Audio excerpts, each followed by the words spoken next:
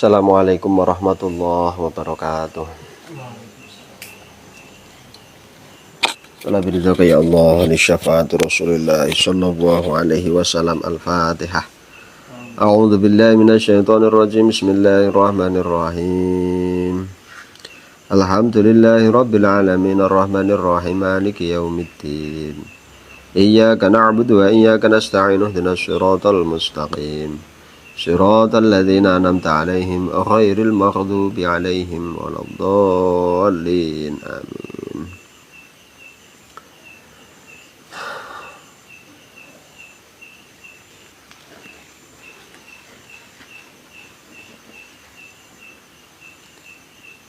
Kawiti ngaji kitab tafsir surah Yasin.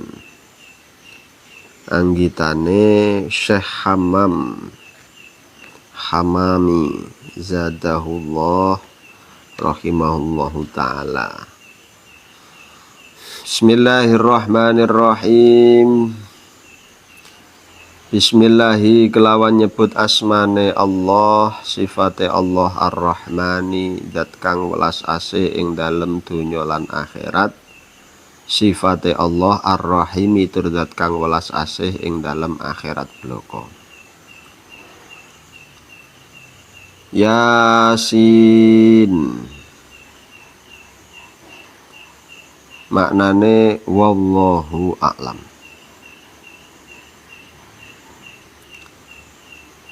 Ana sing maknani Yasin didelok nenggon samping pinggire iku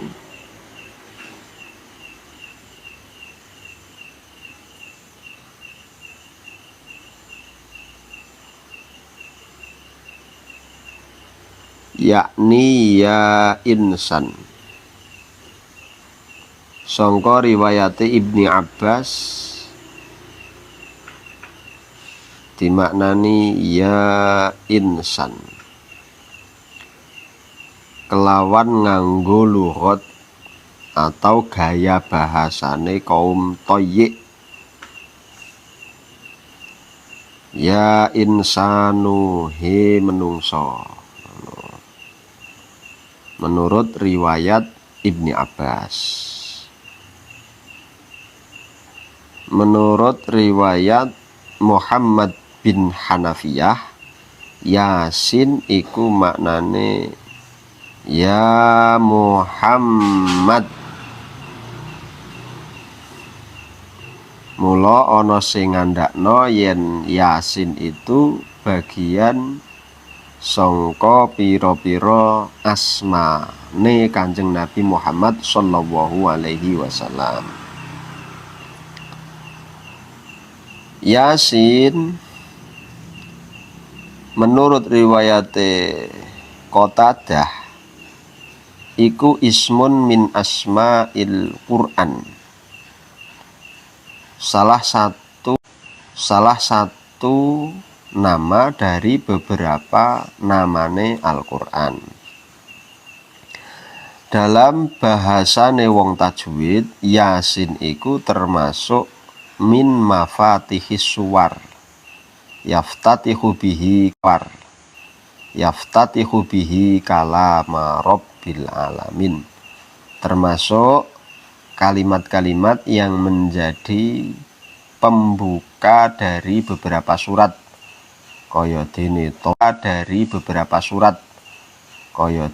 Toha, Kaf, Ha, Ya, Ain, Shad, wa ghairi dzalik. Jadi beberapa riwayat menurut Ibni Abbas Yasin iku ya insanu. Menurut riwayate Muhammad bin Hanafiyah Yasin iku ya Muhammadu. Menurut riwayate Qatadah Yasin iku jeneng sangka pira-pira jenenge Al-Qur'an. Menurut Imam Mujahid ya wis pokok iku mafatihis suwar, huruf-huruf sing kanggo pembuka surat. Terserah sampean arep maknani nggawa sing endi. Wal Qur'ani, demi Al-Qur'an, al-Hakimi kang ngukumi. Innaka temen stune panjenengan temen setune sira Muhammad iku laminal mursalina setengah saking pira-pira nabi kang den utus. Hadhihi surah utawi ikilah surat iku makiyatun, surat bangsa makiyah. Turune surat Yasin itu termasuk makiyah. Berarti periode makiyah, periode pada masa Rasulullah SAW sebelum hijrah. Wasababu nuzuliha utawi sebab temurune surah Yasin iku annal kufaro temen setune pira-pira wong kafir iku qalu padha ngucap sapa kafir inna Muhammadan temen setune Muhammad iku laisa ora ana sapa Muhammad ora ana kubinabiyin diarani nabi wala mursalin lan yora diarani utusan. Balua balik utawi Muhammad iku yatimu Abi Thalibin, bocah yatime Abi Thalib. Wa madzhaba lan yora tau lelungan sapa Muhammad ilal maktabi maring nggon belajar. Wa ma ta'allama lan yora ora sinau, ora belajar sapa Kanjeng Nabi Muhammad, ora belajar al ilma ing ilmu minal muallimi saking guru. La ya fa kaifa yasiru mongko hale kepiye to dadi sapa Muhammad iku nabiyan nabi. Fakana mongko ana sapa al kufaru pira-pira wong kafir iku musirrina, pira-pira wong kang padha netepi fi ingkarihim ing dalem anggone ngingkarine kufar ing kautuse Kanjeng Nabi Muhammad. Faradda mongko nuli jawab sapa Allah taala Gusti Allah taala qaulal kufari ing ucapane wong kafir-kafir. Wa anzala lan nurunaken sapa Allah hadhihi surata ing ikilah surat. Wa syahada utawa syahida lan nekseni sapa Allah anggone nekseni bidzatihi kelawan dzate Allah al jalili kang agung oleh nekseni ala risalatihi ing atase kautuse Kanjeng Nabi Muhammad. Faqala wa nubuwatihi lan sifat nubuwae ala risalatihi ing atase kautuse Kanjeng Nabi wa nubuwatihi lan sifat nubuwae Kanjeng Nabi. Faqala mongko nuli dawuh sapa Allah ya Muhammadu he Muhammad in angkara lamun ingkar sapa al kufaru pira-pira wong kafir risalataka ing kautuse sira ya falatakhtam mongko ora usah sedih sapa sira bidzalika kelawan mengkono-mengkono ingkare. Ana utawi ingsun Allah iku asyhadu nekseni sapa ingsun Allah innaka ing temen setune sira Muhammad iku laminal mursalina setengah saking pira-pira kang padha den utus kabeh. Fala makanat mongko ing dalem semangsane ana apa hadhihi suratu ikilah surat ikilah surah iku dalatan nuduhaken wa syahidatan lan nekseaken ala risalatihi ing atase kautuse Kanjeng Nabi Muhammad sallallahu alaihi wasallam. Fala jaroma mongko mesti utawa mongko ora ana jinise keraguan niku maujud annaha ing temen setuhune hadhihi surah iku sorot dadi apa hadhihi surah dadi iku qalbal Qur'ani ing atine Al-Qur'an. Kama qala kaya oleh dawuh sapa Kanjeng Nabi Muhammad sallallahu alaihi wasallam inna likulli syai'in temen setuhune iku tetep kaduwe saben-saben suwiji qalban maujud ana ati. Wa qalbul Qur'ani utawi atine Al-Qur'an iku Yasin, surat Yasin. Waman utawi wong iku qira'a lamun maca saman ha ing surat Yasin kataba mongko nulis sapa Allah Gusti Allah lahu maring man qiraatal Qur'ani ing kaya dene wong kang maca Qur'an asyra marratin kelawan 10 ambalan. Pertama, memahami masalah surat Yasin mau.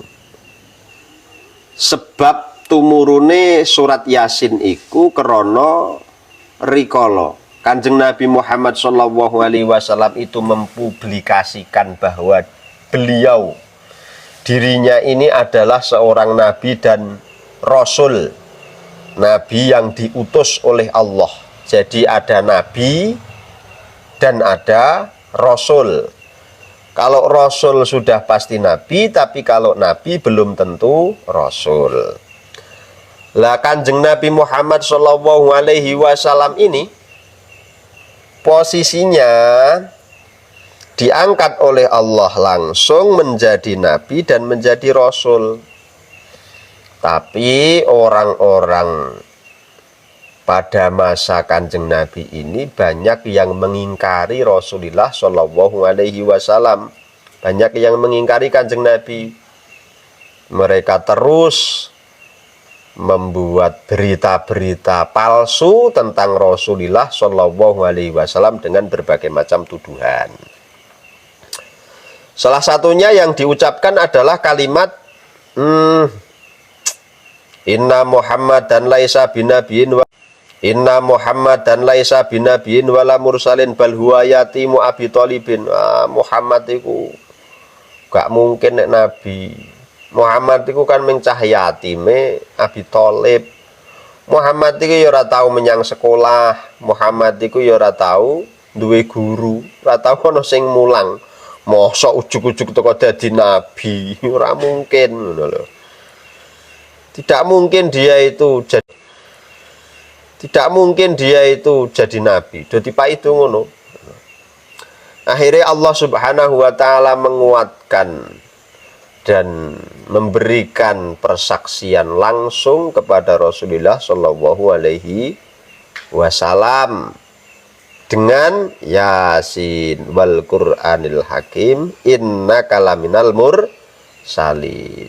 Yasin demi Al-Qur'an, temen setuhune sira Muhammad, kowe rasa khawatir andai kata orang-orang di lingkunganmu itu tidak mengakuimu dan tidak mau bersaksi atas dirimu yang saya angkat menjadi nabi dan rasul, maka sesungguhnya aku yang bersaksi atas dirimu, ngendikane Gusti Allah, atas dirimu, ngendikane Gusti Allah ngono. Mestine Kanjeng Nabi terus jawab, wa kafa billahi syahida. Wis cukuplah Allah Subhanahu wa taala yang menjadi saksi atas nubuwah dan risalah ini. Adewe aku kudune ngono kan. Mungkin dalam awake dhewe berjuang, awake dhewe berperilaku baik iku kadang ana wong sing ora seneng, ana wong sing ora cocok, atau ada orang-orang yang terganggu kepentingannya karena perjuangannya awake dhewe sing apik, memperjuangkan keadilan.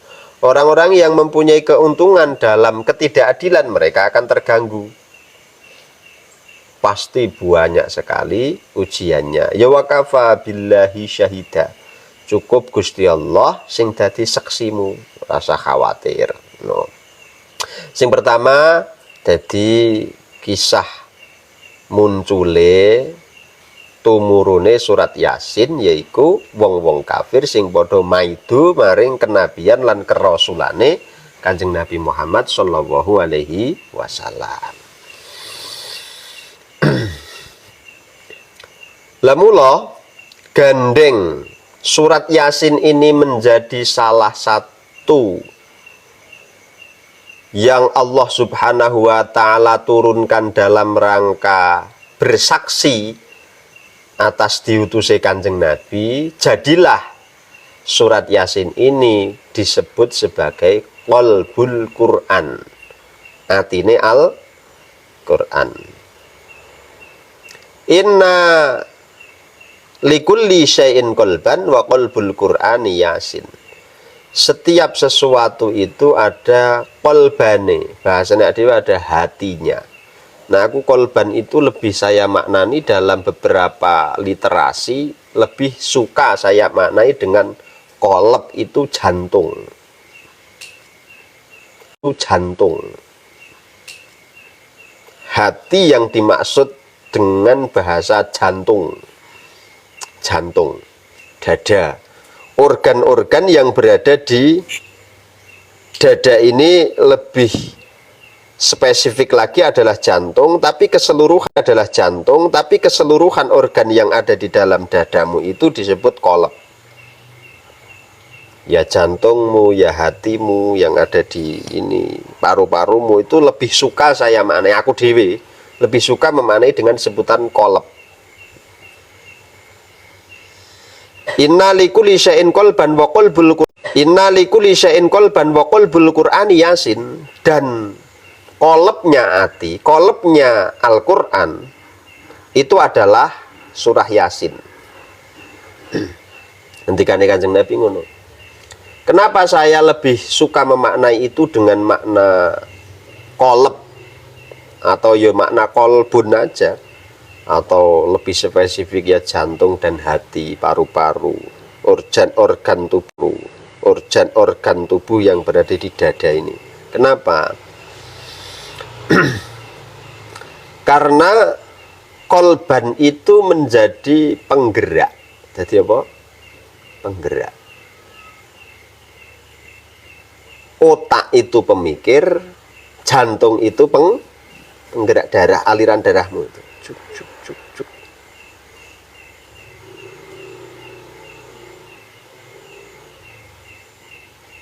Jadi ini, nek sampean memahami secara biologi bahwa yang menjadikan darah itu terus mengalir, itu yang memompa adalah jantung. Yang memompa jantung. Ketika jantung ini mampu memompa darahmu dengan sempurna, terus otot-ototmu itu wutoh ya, otot-ototmu itu wutoh, kok terus dalam sebagian tubuhmu ini ada yang tidak berfungsi, misalkan ototnya di kepala, di otak misalkan, suplai darah dan oksigen di otak ini kurang, ya kan, suplai darah dari makanan dan minuman yang dipompa dengan jantung, suplai oksigen masuk ke hidung atau mulut, kemudian masuk ke paru-paru. Lah ini cek dua-duanya ini ya. Ketika oksigen atau darah itu kurang masuk ke otak, maka lemot kadang otaknya mikir angel. Atau dalam satu anggota badan tertentu ini tidak berfungsi, misalkan stroke, dia aliran darahnya kurang lancar, oksigennya kurang lancar, bisa jadi. Mulane kadang ana wong sing mati separo, utawa kadang ana wong sing mati uteke, tapi wonge jek urip ngono lho. Ning klengek ketip tok kon mikir ya ora iso, jak omong ya ora kena. Tapi dia masih hidup. Lah ini kolban.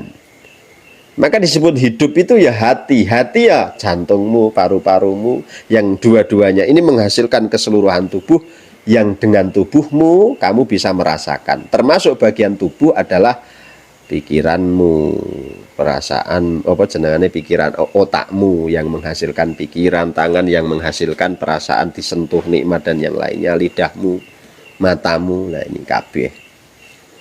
Lah kolban, penggerak daripada Al-Quran itu ya hati itu, Yasin itu.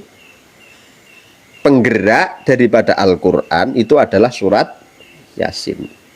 Maka Allah Subhanahu wa Ta'ala dengan surat Yasin bersaksi bahwa inilah Muhammad, inilah Rasulku, inilah Nabiku, inilah utusanku.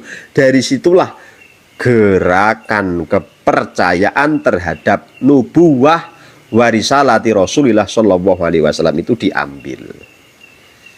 Gerakan pikirmu ya suplai dari aliran darah dan oksigenmu. Nah ini gerak pikirmu muncul. Gerakan matamu juga muncul dari suplai darah dan oksigen. Telingamu, kakimu, tanganmu, itu juga gerak dari situ munculnya. Ya tak?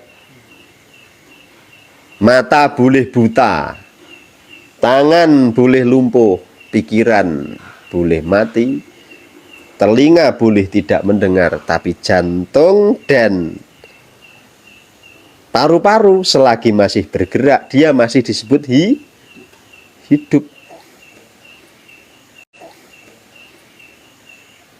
Sekalipun tidak sempurna.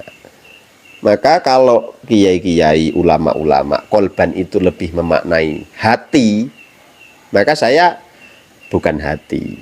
Kolban itu adalah organ yang menyuplai darah dan oksigen. Maka Kanjeng Nabi yang ngendika,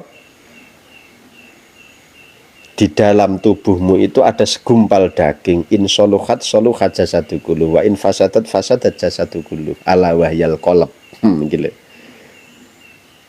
Di dalam jantungmu itu ada, di dalam tubuhmu itu ada segumpal daging yang ketika ini baik kinerjanya, baik pula anggota tubuhmu. Ketika ini kurang baik kinerjanya, maka tidak baik pula kinerja tubuhmu, kesehatanmu. Ayo apa?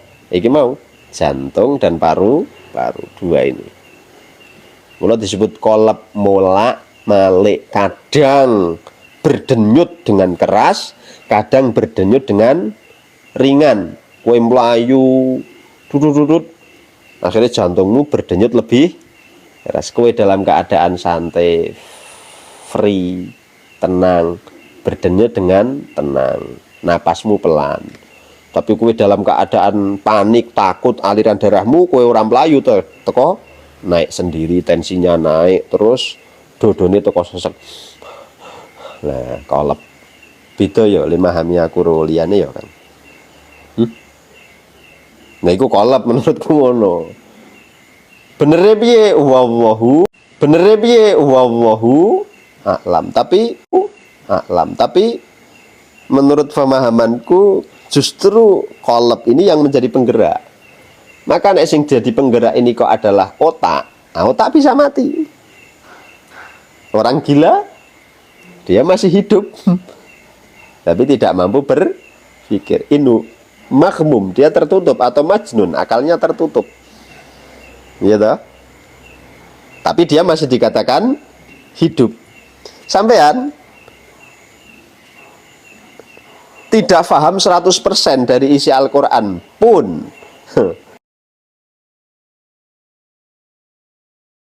maka Allah Subhanahu wa Ta'ala ketika bersaksi kepada Rasulullah SAW bidzatihil jalil, dengan zatnya yang luhur, yang agung, itu dengan surat Yasin. Yasin wal Qur'anil Hakim, innaka laminal mursalin. Faham misalnya ya? Jadi sampean ini bisa kalian jadikan referensi bahwa pandangan tentang masalah kolab ini tidak hanya sekedar hati, yaitu perasaan saja, bukan, atau apalagi hati secara biologi, bukan. Hati secara biologi kan orang masuk kalau kamu katakan hati secara biologi tidak masuk. Tapi kalau organ dalammu secara biologi tidak masuk. Tapi kalau organ dalammu itu yang disebut kolab, termasuk bagian daripada organ dalam adalah jantung dan paru-paru, maka masuk. Sing ora wong arep mati nang dokteran cuk dinyot-nyot dadane ora utek kae ora sing dingene ora, tapi do ya ora dadanya, karena hidup ini. Mulane salat pun yang harus madhep kiblat adalah dada, bukan kepala. Paham misan ya?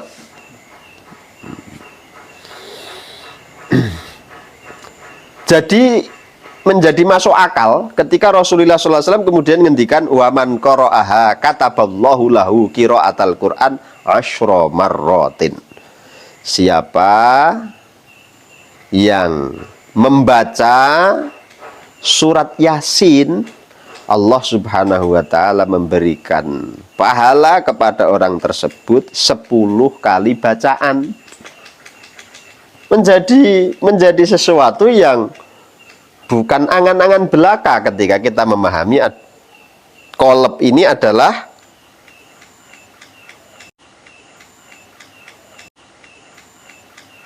Quran. Baru menuju ke sana, tapi ya belum nyampe, ngono loh. Belum nyampe. Kan jadi wajar ya. Kita jadi bisa menerima. Secara akal menerima, secara keilmuan menerima, Terus pada akhirnya kita akan semakin bersaksi bahwa iya benar, annaka ya Rasulullah, innaka min Rasulillahi sallallahu alaihi wasallam. Cuman setuhune Kanjeng Nabi itu benar-benar utusane Gusti Allah. Dia tambah yakin, tambah iman.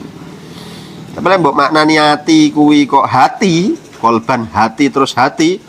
Kok ini kowe sampean tuku sapi ono atine. Oh, berarti hati iki. Kok tak tuding kuwi mesti keliru kok.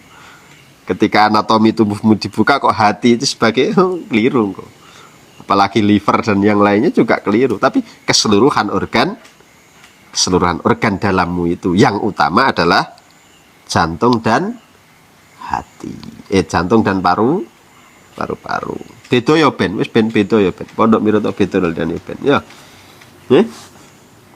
Ora apa-apa beda gak apa-apa gak dosa, pangerane padha. Tenang ae. Tanggung jawab aku ya. Paham ya? Sampun paham toh? Lanjut ke. Bismillahirrahmanirrahim. Wa kama qala lan kaya oleh dawuh sapa Kanjeng Nabi Muhammad sallallahu alaihi wasallam. Innallaha ta'ala temusune Allah Subhanahu wa taala iku qara'a mao sapa Kanjeng Nabi surat Yasin ing surat Yasin. Innallaha ta'ala temusune Allah Subhanahu wa taala iku qara'a mao utawa ngendikan mestine nek Gusti Allah enggak maca ya. Qara'a bermakna kalama mestine ya. Kalau membaca itu berarti ada sesuatu yang diamati kan ya. Kalau qara'a ya nang Gusti Allah mestine bermakna kalama, semestinya kan ngono ya.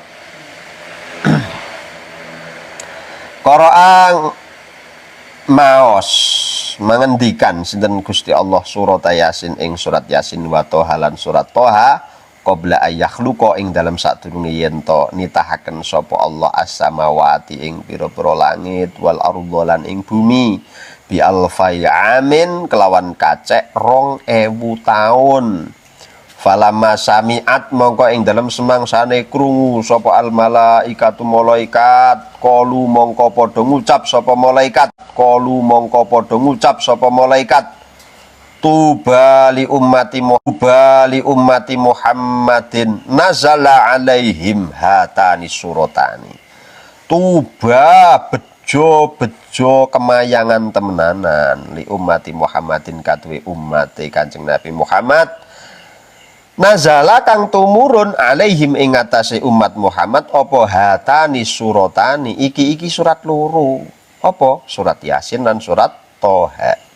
Watu balan bejo kemayangan temenan liman katene wong tahmalu kang apal sapa man bihima kelawan Yasin lan Toha.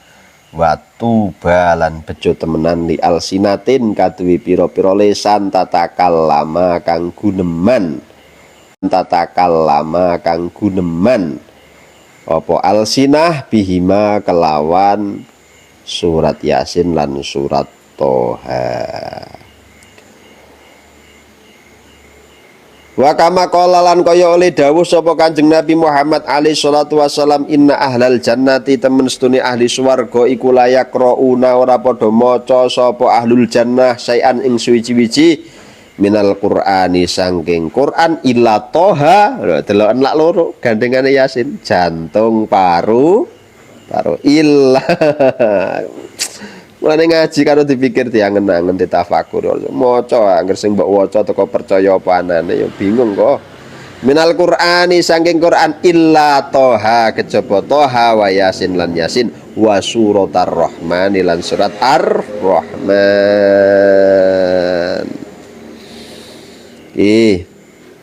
Kanjeng Nabi Muhammad sallallahu alaihi wasallam paring dawuh, paring pangandikan, paring informasi ngenai kabar surat Yasin karo surat Toha yang kita kenal ini kan disebut kalamullah ya.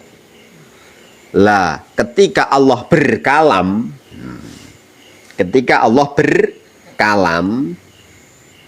maka Allah Subhanahu wa taala sebelum menciptakan langit dan bumi, sebelum menciptakan yang kita kenal sebagai atas dan bawah, yang kita kenal sebagai al-ardu was samawat ini, Allah Subhanahu wa ta'ala berkalam dengan surat Yasin dan surat Toha sebanyak atau selama 2000 tahun. Jadi 2000 tahun sebelum terciptanya bumi dan langit, Allah Subhanahu wa ta'ala sudah berkalam dengan surah Yasin dan surat Toha. Sampai-sampai malaikat ini terheran-heran. Mereka kemudian berkata bahwa sangat beruntung sekali umat Muhammad, sangat beruntung sekali umat Muhammad. Sesungguhnya ahli surga ini tidak berkalam apapun dari Al-Quran kecuali dari 3 surat, Toha, Yasin, dan surat Ar-Rahman. Tiga ini yang menjadi bahasane ahli swarga dari Al-Quran. Menjadi ideal kalau kita pahami dari tadi sampai ke sini, jadi ideal banget Kang. Jadi sangat ideal sekali. Jadi sangat masuk akal, ideal, dan ya mafhum, ade dadi paham apa kersaning Gusti, dadi ngerti ade. Allah Subhanahu wa ta'ala ngendikan surat Yasin dan surat Toha ini sudah dikalamkan oleh Allah sebelum Allah menciptakan as-samawati wal ardi, jarak 2000 tahun. Jarak 2000 tahun. Yang aneh dari hadis ini apa? Yang menjadi bahan pertimbangan. Sing aneh ini, kenapa malaikat sudah tahu? Kenapa malaikat sudah tahu kalau ini akan diberikan kepada Kanjeng Nabi Muhammad dan sampai kepada kita sebagai umat Kanjeng Nabi? Kok malaikat sudah tahu loh? Wong bumi langit itu belum tercipta. Padahal perseteruan, saya iling-iling, perseteruan di antara Nabi Adam dengan iblis beserta dengan para malaikat, ketika Allah Subhanahu wa ta'ala ndawuhke ya malaikat isjudu li Adam fasajadu illa iblis. Ketika Allah Subhanahu wa ta'ala dawuh karo malaikat, "Hei para malaikat padha sujud to kowe kabeh maring Adam." Kabeh padha sujud kecuali iblis. Apa iblis gak entuk informasi ini? Oh pikir. Ayo, piye? Iblis gak entuk informasi kita piye? Pas sinau gak mangkat tapi iblis kok malah. Yo. Bagaimana bisa? Malaikat itu sudah tahu bahwa 2 surat Toha, surat Yasin dan surat Toha ini akan diberikan kepada umat Kanjeng Nabi, sampai mereka berkata, beruntung sekali umat Muhammad ini, di mana mereka akan mendapatkan surat Yasin dan surat Toha. Bahkan ini 2000 tahun sebelum diciptakannya bumi langit. Padahal kejadian Adam alaihissalam itu ketika informasinya turun dari surga adalah pada saat mestine bumi ne wis ana, langit ya wis ana. Kalau dikatakan mudun, mestine kan nggone sing nggih medun wis ana sik. Masa medun nggone rung ana kok lho piye? Secara akliyah kan ndak mungkin. Ya dah. Hara. Sampeyan mikirin terus bi, iya ya, kok isa ya? Kok isa ya? Nah,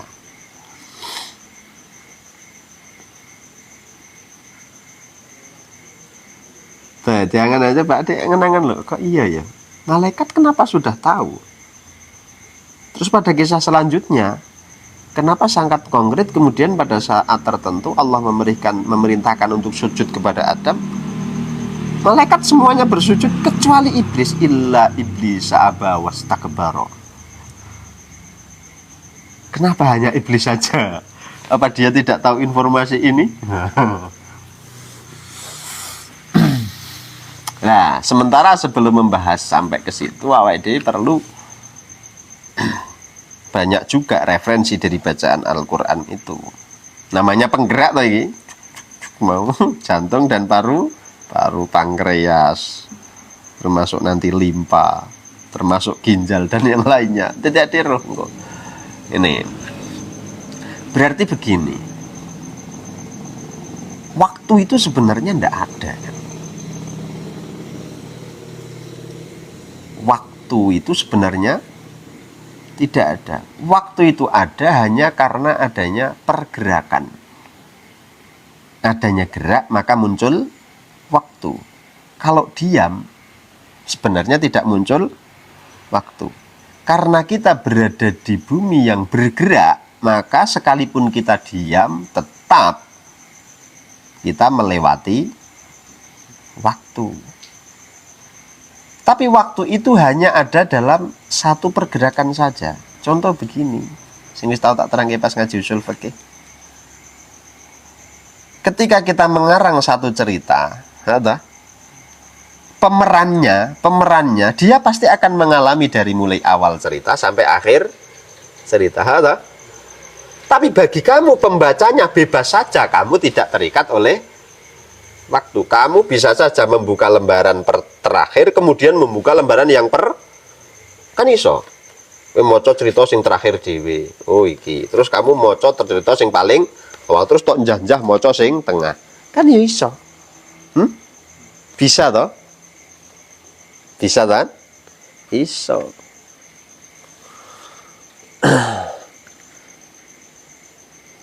Bisa. Sangat mungkin dan sangat mungkin dan sangat bisa. Kenapa malaikat tahu, iblis tidak?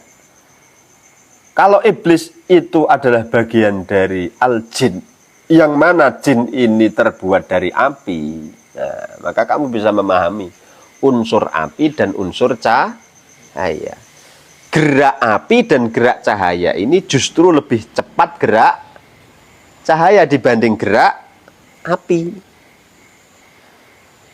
Maka pengetahuan malaikat, sekalipun iblis ini pernah berkhutbah di hadapan para malaikat, tapi sebenarnya dia berkhutbah di hadapan orang-orang yang sudah tahu. Oh, yo gak mungkin wong sing ngajari malaikat tuan pernah mengkhutbahi kan iblis. Ya mungkin saja sampean macakno kitab neng aku sing aku wis katam kitabe.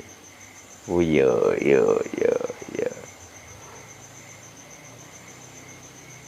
Berarti secara dimensi waktu iblis itu belum sampai pada dimensi malaikat sekalipun dia diizinkan berbicara di hadapan para malaikat. Maka malaikat pada saat ini, pada saat dalam hadis ini, malaikat sudah tahu posisinya, malaikat sudah tahu. Karena gerak malaikat jauh lebih cepat daripada gerak iblis. Gerak dari malaikat jauh lebih cepat daripada gerak iblis. Karena malaikat terbuat dari cahaya, sedangkan materinya cahaya, sedangkan iblis atau jin itu materinya adalah api. Perbedaan materi inilah yang menjadikan para malaikat itu mau sujud kepada Nabi Adam, tapi iblis tidak. Karena apa? Malaikat tahu apa yang diperintahkan Allah Subhanahu wa Ta'ala. Ini berposisi di mana? Di dalam Adam alaihissalam ini ada skenario akan terlahirnya Muhammad Rasulullah Shallallahu Alaihi Wasallam, yang mana ada kalimat La ilaha illallah Muhammadur Rasulullah. Nah, ini dari sudut pandang yang berbeda. Dan ini lebih realistis, lebih masuk akal. Contoh, aku melaku saka kene nang Muntilan melayu dengan kecepatan 100 km per jam. Terus kamu berjalan 20 km per jam. Jaraknya, kelebihan cahaya, kelebihan kecepatanku dengan kecepatanmu, jaraknya adalah 80 km per jam. Kalau kamu ke sana dan ke sini satu kali, membutuhkan waktu 1 jam, maka saya adalah 20% dari waktu yang dibutuhkan kamu saja, tidak lebih. Hanya butuh waktu itu.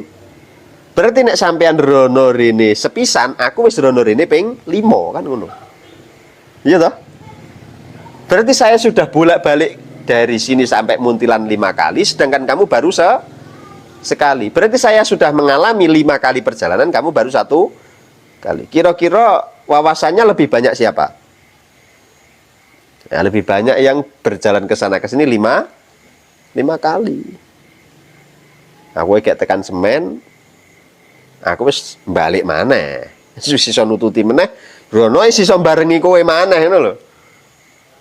Kamu baru 20% perjalanan, ketika sampean berada di 40% perjalanan, aku wis balik barengi sampean. Nah, sampean 20%. Berjalan 20%, saya sudah sampai, ya toh? Ketika sampean 20%, seret, aku wis balik posisi ini, sampean 20% lagi. Nah, ketika sampean berjalan di 50%, misalkan ya, sampai 50%, aku bisa nututi sampean di 50% wis bareng. Nah, pas posisi ini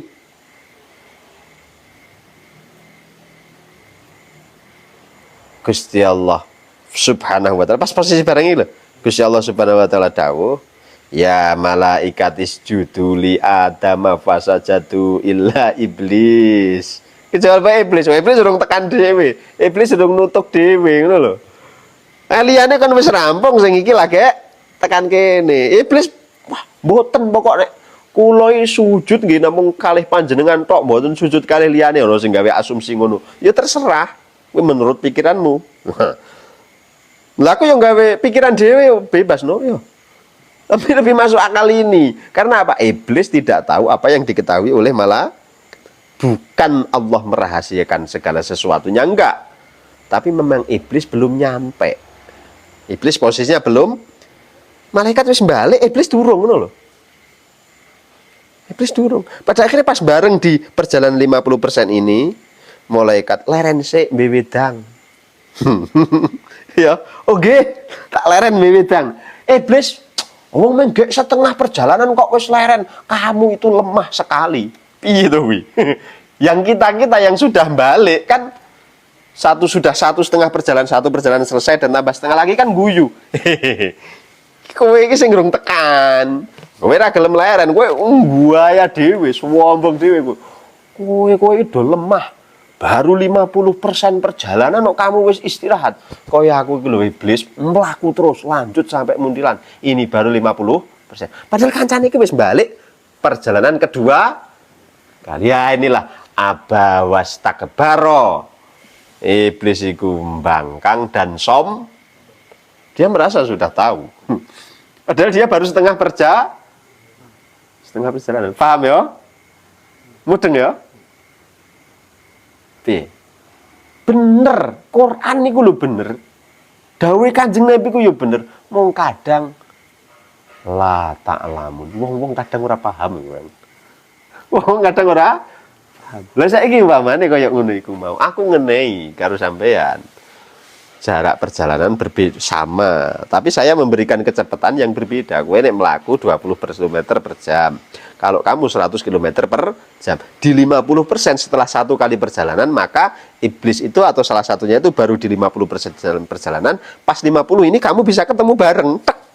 Tapi yang satu sudah selesai di masuk perjalanan kedua, yang satu baru 50%. Pada akhirnya yang satu sudah tahu sampai selesai, yang satu belum. Disinilah letak kelemahan. Disinilah letak kelemahan daripada iblis itu. Disitulah letak kelemahannya. Jin juga letak kelemahannya di situ. Mula aja percaya kowe karo jin, karo iblis aja percaya. Aja percaya, belum selesai dia berjalan, belum selesai. Percaya karo Allah Subhanahu wa taala, percaya karo risalah Kanjeng Nabi. Kita bisa menerima, pada akhirnya kita bisa semakin beriman. Masya Allah, ya Allah, nggih lereslah. Ini baru kita hitung dengan teori gerak dan waktu. Kita sudah ketemu itu. Mulanya sering Allah Subhanahu wa taala itu berjanji atau bersumpah dengan waktu. Ya toh? Nang Quran Allah Subhanahu wa taala bersumpah dengan waktu. Bersumpah pula dengan kolam catatan. Nah, lebih masuk akal. Kamu bisa menerima. Apa yang akan kamu pertentangkan? Kowe arep debat apa nang aku bab iki? Ayo wes. Hujah apa sing arep mbok tokno? Ayo. Wes ayo. Hujah apa sing arep mbok mbantahno nggo aku? Kowe arep mbela iblis tentang masalah kebodohannya? Silahkan. Di mana posisi iblis baru setengah perjalanan, dia sudah kowe mlaku separuh tok ngono wis njaluk leren. Lho kene iki wis rampung. Kita pas posisi ki sing protes apa? Mesti iblis. Sing khutbah sapa? Mesti iblis. Maka posisi ini iblis berkhutbah di hadapan para malaikat. Wahai para malaikat, ayo kita teruskan, kita lanjutkan perjalanan. Kene aku tak manut pengiran ae wong wae kon leren ya leren wong aku semua bar rampung. Bibitang sih. Laya-laya santai-santai. Iblis baru melanjutkan perjalanan. Nah. Iblis mulai saiki rada pinter. Mulai jin iki kadang melu ngaji. Mergone anu pengen dong. Wah sinau dhewe ora mudeng-mudeng lho. Jin iku ora mudeng-mudeng. Ah jin iki kadang melu ngaji bareng mergane ngono-ngono iku kan. Lek hujah apa sing arep mbok bantah wis. Kamu pengen membantah dengan teori waktu, dengan teori ruang, bahkan dengan teori cerita khurafat yang nggak masuk akal, semakin tidak bisa diterima. Tapi kalau kamu, wah ini apa sing arep bantah apaan nih, wis, jajal wis, ayo.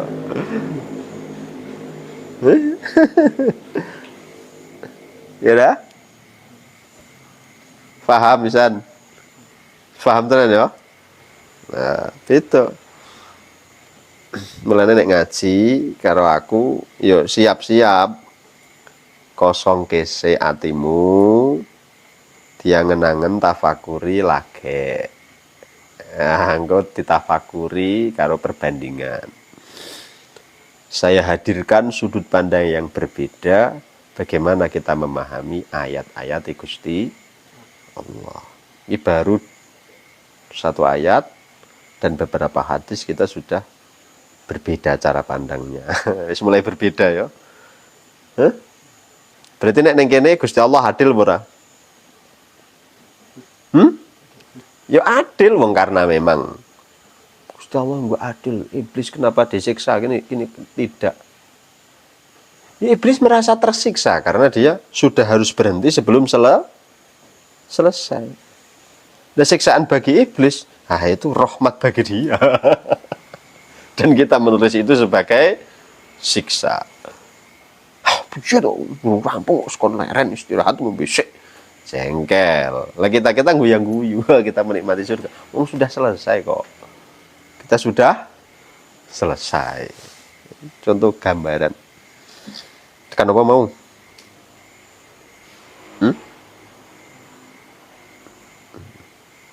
Ini mau ya? Bakal makola ya. Bismillahirrahmanirrahim. Ya, Gus paham ya? Paham tenan ya? Iku muga ora ana trouble sinyale, nek ana trouble engko tak nganu. Apa jenengane mesti medhot-medhot ora iso diupload ning YouTube, tapi nek pedhot-pedhot ya ora diupload ya. Wis bejomu sing ngaji. Sesuk ketemu Gusti Allah, ya bener kowe sing diomongno bener kowe. Ya kowe bener kowe wis tepak kowe wis pas kowe ngono. Wa kama qala lan kowe dawuh sapa Kanjeng Nabi Muhammad sallallahu alaihi wasallam ayyuma muslimin utawi ndi wong Islam wa muslimatin lan wong Islam wadon. Ndi wong Islam lanang wa muslimatin wong Islam wadon. Quri'a iku quri'a den wacaaken indahuma ing dalem sandinge muslimin wa muslimatin apa suratu Yasin surat Yasin wa huma utawi muslim lan muslimah iku fisakaratil mauti ing dalem posisi sekarating pati yonazala mongko tumurun alaihima ing atase muslimin wa muslimatin bi'adati kulli harfin kelawan saben-saben sak hurufe apa asratu amlakin 10 pira-pira malaikat yaqumuna kang padha jumeneng sapa asratu amlakin baina aidihima ing dalam antarané ngarepe pira-pira ing dalam antarané ngarepe muslim wa muslimatin sufufan hale berbaris-baris yusalluna hali padha nyuwunaken rahmat sapa para malaikat alaihima ing atase muslimin wa muslimatin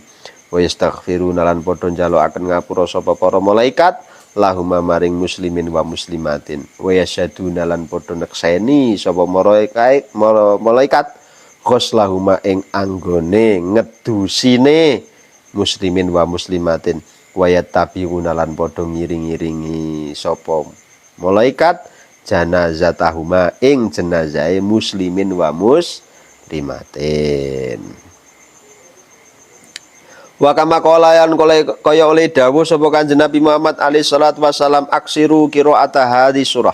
Aksiru padha ngakeh-ngakehna sapa sira kabeh qiraata hadis surah ta ing maca ikilah surat. Fa inna fiha karena temen iku tetep ing dalem qiraata hadis surah khaso iso maujud pira-pira kekhususan kasirotan kang akeh hatta qila sehingga den dawuhaken fi syarhi hadzal hadis ing dalam sarai ikilah hadis opo anal jai'a idza qara'aha bi huduril qalbi asbahullahu bin fadlihi. Saya angel menahi kan. Innal jai'a temen stune wong kang ngelih. Oh piye kowe? Ati paidu karo wong ora iso jelasno sing tepak ya angel iki. Innal jai'a temen stune wong kang luwe iku idza qara'a ing dalam ari kalane maca sapa jai'a ing surat Yasin bi khuduril qalbi kelawan ati sing hadir. Oh, nganggo ati sing hadir asba'ahu mongko gawe wareg ing jae ing wong sing ngelih mau sapa Allah Gusti Allah gawe wareg min fadlihi saking kanugrahane Gusti Allah. Wa in qara ala namun maca ing surat Yasin sapa khaifu wong sing duwe rasa wedi yu adhaba mongko ngilangi sapa Allah Gusti Allah taala khazanahu ing susae khaif wa khaufahu lan ing rasa kuwatire khaif.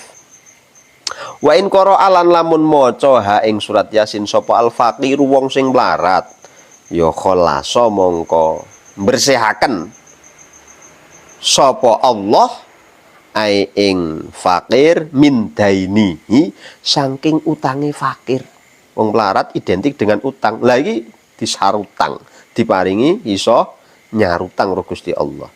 Wa idza qara'a ing dalam ari kalane maca sapa man ing surat Yasin.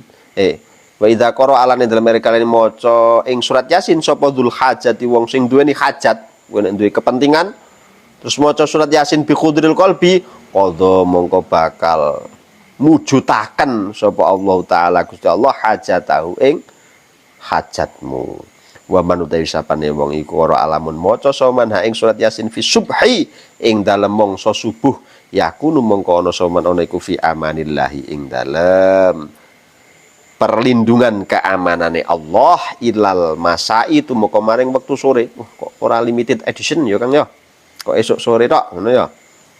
Wa fi ayyi baldatin lan ing dalem endi-endine negara idza tuliyat ing dalem ari kalane den wacaaken apa surat Yasin au fusirat utawa den tafsiri apa surat Yasin termasuk dhewe iki waca surat Yasin karo tafsire ya Kang rafa'a mongko ngilangi sapa Allah taala anhum saking ahlul balad apa al balaa ora apa al balaa ing bilaine wal qahtalan ing kepailane wal ghala alan ing larang pangane wa tauna lan ing penyakit pagebluke wal waba alan ing wabahe endemik. Jadi taun itu virus yang menjalar atau pagebluk bahasanya dewe pandemi. Kalau wabah itu sesuatu yang sudah menjadi endemik bahasane bahasa virologi nih. Wal marodi lan loro bihurmatiha kelawan mulyane surat Yasin. Wa man utawi sapane wong iku karo alamun maca sapa man filaili ing dalem wektu bengi yakunu mongko ana sapa ahline man ana iku fi amanillahi taala ing dalem perlindungane Allah ila subhi tumeka maring subuh. Wa idza quri'at lan ing dalam ari kalane den waca apa surat Yasin den wacaaken alal mayyit ing atase mayit ya khufifat mongko den entengaken nganhu saking mayit apa adzabul qabri siksane kubur. Ing kana lamun ati Den gawe-gawe wedang ngono lho wong urung ana sing medang ya Den ana iku min ahlil adzabi ing kana lamun ana sapa ahli kubur ana iku min ahlil adzabi saking ahli sing nampa siksa saking ahli sing nampa siksa wa ilana lamun ora ana sapa ahli kubur iku min ahlil azab fatakunu mongko ana firuhihi ing dalam ruwe mayit warahatihi lan ing dalam firuhihi ing dalam kepenake mayit warahatihi lan peristirahatane mayit santai-santane mayit istirahatane mayit santai-santane mayit iku ziyadatan tambahan lianal kubro konontum seni kuburan kubur iku raudhatun taman min riyadil jinani setengah sanging pira-pira tamane swarga wa khufratun lan iku dadi jurang min khufarin nironi setengah sanging pira-pira jurang-jurange neraka. Istimewa mana ya. Masyaallah. Kanjeng Nabi dawuh ayyuma muslimin wa muslimatin quri'a indahuma surat Yasin. Ndi wong mbuh Islam lanang mbuh Islam wadon nalika arep matine kok diwacakno surat Yasin mongko pendak hurufe. Nalika pas sakaratul maut arep matine kok diwacakne surat Yasin iki pendak saben-saben huruf setiap hurufe itu akan dirubah akan berubah menjadi 10 malaikat yang akan berdiri berbaris kemudian memintakan kasih sayang memintakan rahmat kepada Allah bagi kedua orang yang dibacakan itu memohonkan ampun kepadanya dan bersaksi apabila dia mati pada saat dimandikan dan mengantarkannya sampai di liang lahat. Ono wong mati diyasinke iki pendak hurufe wong arep mati diwacakno Yasin iki pendak sak hurufe dadi 10 malaikat yang berbaris memintakan rahmat kepada Allah, memohonkan ampun kepada Allah dan bersaksi atas dimandikannya mayit ini dan mengantarkan kedua mayit ini sampai ke liang lahat. Setiap huruf. Nah, ini keistimewaan secara ruhani. Tadi bisa kita pahami, bisa kita mafhumi secara jasmani, secara perhitungan kalkulasi matematis. Secara perhitungan itu kita bisa memahami. Ini adalah ketika setiap huruf itu menjadi 10 malaikat yang yusalluna alaihima wa yastaghfiruna alaihima. Ini adalah sebuah makna ruhani. Makna apa? Makna ruhani. Makna ruhani itu yo piye? Apa njuk? Ruh itu berbentuk seperti badan kita dan begini. Ya, ada sebagian ulama yang mengatakan begitu. Wujudmu ngono, bentukmu ruh ya ngono. Bentuk ruh ya kaya ngono. Ada sebagian ulama yang menyatakan seperti itu. Tapi kalau kita memahami makna qadha, makna qadar sebagai pondasi keimanan, maka lebih daripada itu. Ruh itu adalah nuansa hidup yang kita tidak bisa mendefinisikan.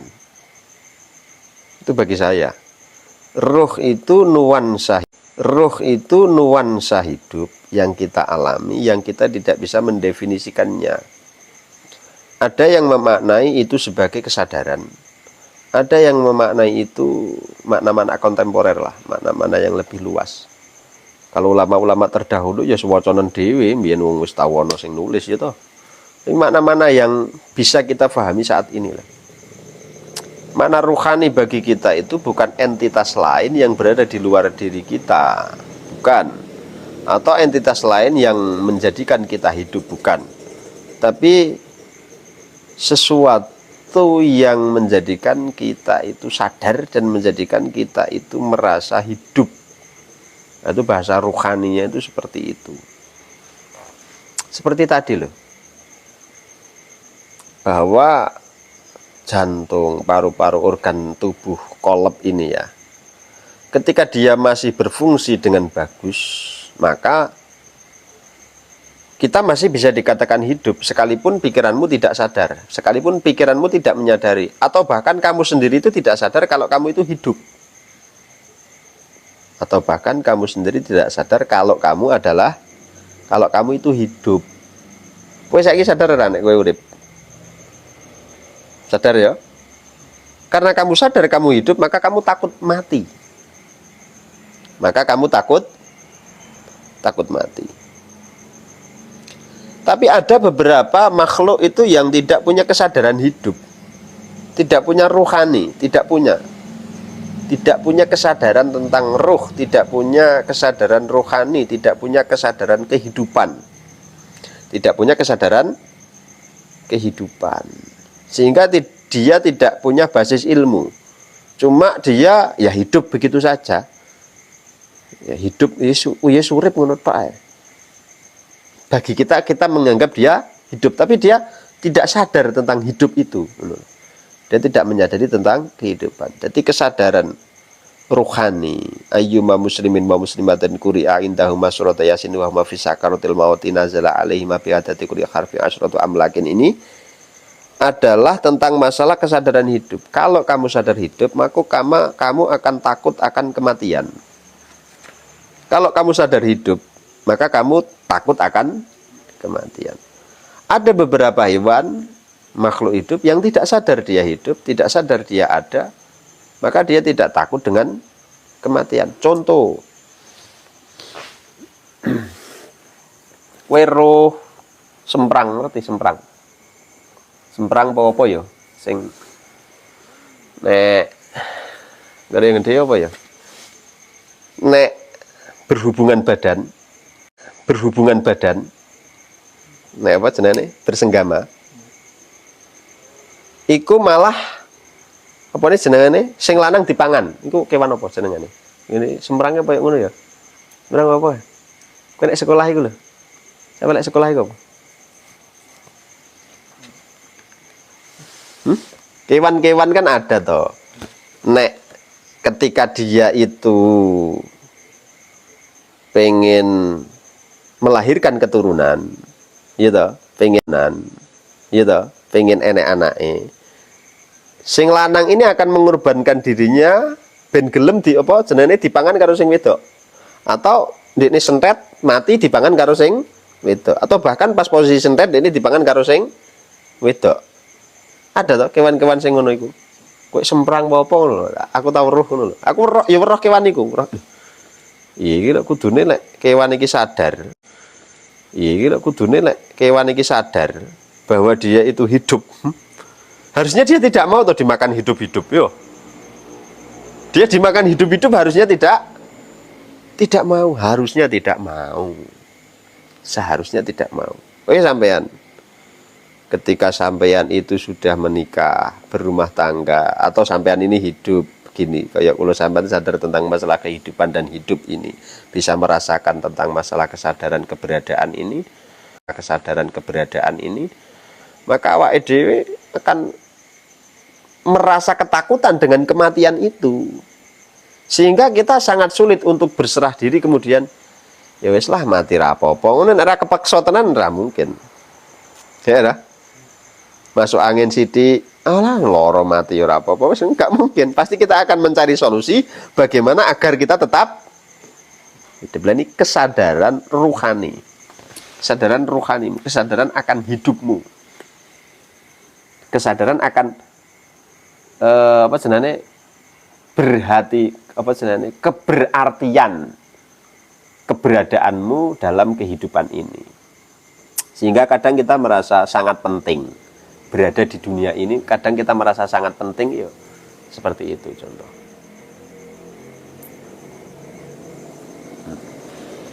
Ono ya, hewan-hewan sing ngono ono ya.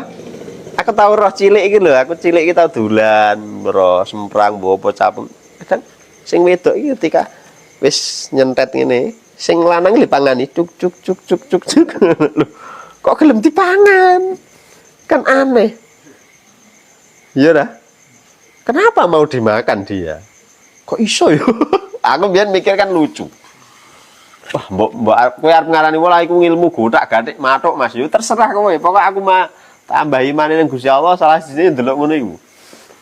Mbok arani gothak-gathik mathuk, terserah. Lah. Piye to jukan terus e? Nek ade ndelok kewan-kewan itu dia tidak sadar tentang masalah keberartian keberadaannya. Sedangkan kita yang sudah sadar akan kehidupan ini, kita akan sangat menghargai keberartian keberadaan kita, sehingga kita sangat takut kalau kita menjadi tidak ada. Hara. Wah, sesuk nek mati piye? Wah, sesuk nek mati anakku piye? Wah, sesuk nek mati pondokku piye? Santriku piye? Wah, sesuk nek mati bojoku piye? Bahkan aku dhewe sesuk nek mati nongkonone piye kan ngono. Hah? Karena kamu sadar kamu ada, karena kamu sadar akan keberartian keberadaanmu itu, maka kamu menjadi takut untuk menjadi tidak ada. Kita akan takut menjadi tidak ada. Nanti kita buktikan. Apa dawuh Kanjeng Nabi ini dibuat di belakang. Di beberapa ayat kita akan mengetahui beberapa fakta di mana ya memang sebenarnya antara kita ini ada dan tidak itu ya sama saja. Ya sama saja. Ya seperti catatan buku yang sudah selesai itu. Kita ada ya pas posisi lembaran kita pas dibuka dibaca. Kalau pas kita nggak ditutup ya kita nggak ada. Tapi sebenarnya kita tetap ada pada lembaran yang sebenarnya yang tidak ada itu ketiadaan. Yang ada itu adalah yang ada. Ketiadaan itu sebenarnya tidak ada. Maka mati itu sebenarnya tidak ada. Mati itu sebenarnya tidak ada. Ketiadaan itu yang tidak ada. Karena ketiadaan itu yang tidak ada, maka yang ada ya hanya ada saja, ngono lho. Udah paham ora sampean? Paham, Bro? Coba angen-angen. Coba tafakur Rizal. Ya?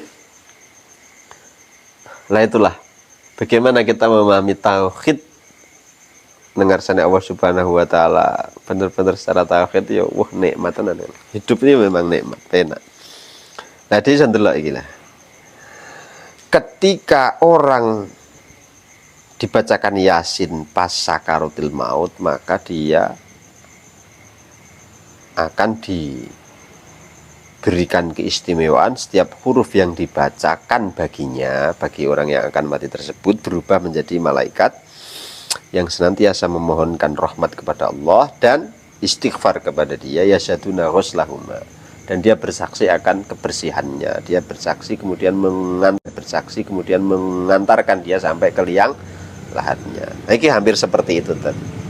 Hampir seperti itu tentang masalah kesadaran keberadaan, kesadaran keberartian ada itu sendiri, sehingga melihat sesuatu yang ada dan keberadaan kita itu menjadi sangat penting, sehingga kita sangat takut ketika kita kemudian menjadi tidak ada. Maka di sini ketika kita membaca surat Yasin, wong sing arep mati dibacakan itu kelek paham lho. Nek gak paham piye ya serak apa lah. Makanya kan aku ngomong, ini saya saja. Wis gak paham isine surat Yasin terus diwacakno surat Yasin. Ya ora apa-apa. Ya Kak, yes, kita ambil ini sebagai keimanan saja. Tapi nek kowe gak paham isi surat Yasin, ya ora usah cocok logi. Sing cocok logi ya sing paham-paham ae ngono lho. Sadis teko iman ngono wae, sing gak paham isine. Pokoke arep mati bacakno surat Yasin teke nopo? Ayo ben pendak huruf dadi malaikat 10. Berarti malaikat itu yang menyambut dirinya. Wis ngono wae. Adapun kinerja secara rohani ya biarkan. Yang mengalamun, yang berbicara, mereka-mereka yang berpikir. Ngono tok. Kan luwih penak sing teko percaya tok daripada ndak mikir barang, ya toh. Lah wis kadung percaya dipaidu wong malah nesu, ya wis ora usah rasa nesu, biasa wae ono maidu. Wa kafa billahi syahida. Sing paidu do paidu ya ben sing mikir padha dene sing mikir, sing teliti padha karo sing teliti. Tapi engko delok nang mburi, kamu akan melihatmu dengan jelas sekali di belakang. Nek diterangno saiki wis rampung jokan kok. Surat Yasin selaan yo. Rampung kok. Berarti ini menunjukkan betapa Rasulullah SAW sampai ngendikan seperti ini kan begitu sangat paham akan isi nih surat, begitu sangat paham akan isi daripada wahyu nih Gusti Allah, sampai Rasulullah SAW wani ngendikan ngene ngono lho. Kan yo keren banget toh. Bahkan dalam satu syarah hadis dikatakan innal ja'i idza qara'aha bi khuduril qalbi asba'allahu min fadlihi. Ketika ada orang yang lapar kemudian ia dengan khudurul qalbi membaca surat Yasin, Allah akan mengenyangkan perutnya. Ketika orang tersebut merasa takut dia membaca surat Yasin, maka Allah Subhanahu wa taala akan menghilangkan ketakutan dan kesedihannya. Ketika orang dalam keadaan fakir kemudian dia banyak hutang, membaca surat Yasin dimudahkan nyarutangi. Ketika orang tersebut mempunyai keinginan cita-cita, dia mau membaca surat Yasin, maka Allah akan mengantarkan dia sampai ke gerbang untuk mencapai cita-citanya. Siapa yang membaca surat Yasin pada waktu subuh, maka dia akan mendapatkan perlindungan jaminan keamanan sampai sore. Apabila suatu negara, suatu desa, suatu tempat di mana di situ dibacakan dan ditafsiri, dipahami isi daripada surat Yasin, maka Allah akan mengangkat balaknya, mengangkat kesulitan hidupnya, mengangkat kesulitan hidupnya, mengangkat rolak larang pangane, mengangkat tongun dan wabak. Tongun itu pandemi, wabak itu endemiknya. Endemik yo misalkan gini, taun daerah kita terkena virus A, ya, terus masyarakatnya sudah kebal terhadap virus A. Yang selamat ini sudah kebal terhadap virus A, dia sudah terimunisasi oleh virus itu. Tapi lingkungan di sini tidak hilang atau tidak kehilangan virus A. Virus A itu tetap masih ada di sini, di daerah sini. Lah, ini namanya posisi di sini sudah endemik, sudah terbiasa kita hidup dengan virus. Lah, kalau orang mau masuk ke sini, dia belum terimunisasi oleh virus tersebut, maka dia akan ke sini terkena virus. Dia akan terkena virus. Maka jadi pentingnya vaksin itu ketika kita mau masuk ke daerah mana yang daerah tersebut endemik terhadap satu virus, maka kita divaksin dengan vaksin yang sesuai dengan endemiknya, sesuai dengan apa yang dibutuhkan. Ora suntik ae ngono lho. Tapi kita harus sesuai dengan kebutuhan yang endemik di daerah tersebut. Nah, ini berbeda dengan masalah bakteri. Jadi bakteri dan virus itu sesuatu yang berbeda. Virus itu ya berbeda dengan bakteri lah. Nah, bakteri itu bisa kamu bunuh, bisa kamu selesaikan dengan antibiotik. Kalau virus tidak. Virus ya dengan virus itu sendiri. Kamu harus merekombinasikan. Misalkan awakmu kena virus, maka kamu harus sistem kekebalan tubuhmu sendiri yang akan menganalisa virusmu terus melindungi dirimu sendiri. Tapi nek bakteri itu kamu bisa membunuh, bisa menyembuhkanmu. Misalkan kamu sakit terkena bakteri, kamu bisa menyembuhkan dirimu dengan antibiotik, bisa. Tapi kalau kamu kena virus di antibiotik, ya nggak enak gunane. Lalu mulane antibiotik itu ketika kita terkena bakteri, antibiotik. Kalau kita terkena virus, imun tubuh. Lah imun tubuh, yuk makan yang sehat, yang bergizi, istirahat yang cukup, berjemur dan yang lainnya. Nah, ini. Ta'un wal wabak, sedikit ilmu tentang masalah kesehatan sedikit. Wal marodi dan sakit, bi hurmatiha wa man qara'ah fil lail yakunu ahlu fi amanah. Dan siapa yang membaca surat Yasin di malam hari, maka fi amanillah, dia akan mendapatkan jaminan keamanan sampai pagi hari. Dan ketika dibacakan surat Yasin ini kepada orang yang sudah meninggal, apabila orang yang meninggal tersebut adalah orang yang disiksa oleh Allah, maka dia akan dikurangi atau dihilangkan siksanya. Berarti wong NU gak enek sing disiksa saiki ya. Sudah yasinan terus wong gendhewe iku lho. Rata-rata yasinan ila hadrati jamil mukminin wis gak ono sing disiksa. Aman yo, tentrem yo. Fatakunu fi ruhihi wa rohati. Dia sudah dalam keadaan tidak disiksa atau diangkat siksanya. Diringankan saya ringan. Yasinan seminggu pisan yo saya ringan yo.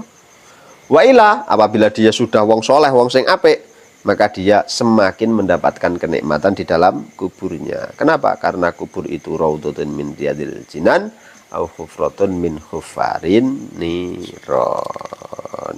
Pembukaan ngaji kitab tafsir surat